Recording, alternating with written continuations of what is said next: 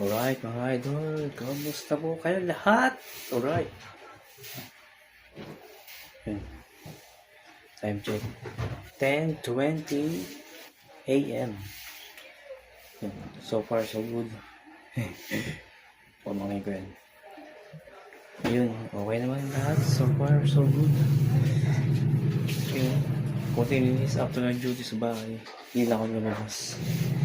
At konting exercise na rin para paano gumalaw-gulaw mga muscles.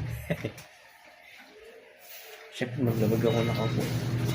And at the same time hindi mawawala yung kapuyat. Ayun, yung pagkanto. Kaya nagpapapawis ako.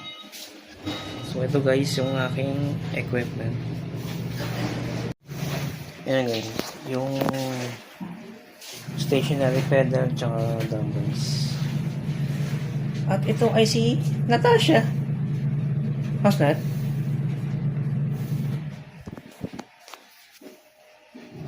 Yan.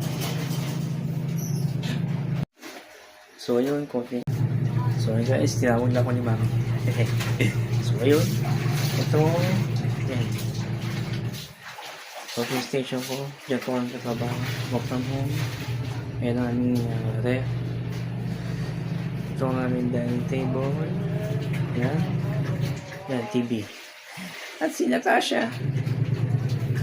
Ayan, ito lang guys. Tapos, itong ano lang. Ayan. 5,000 yan. Ayan, ito po ang aming kusina. Ayan. Yan ang pogi kong pamangkin, oh. Say hi! Alright. Yan. Kusina namin.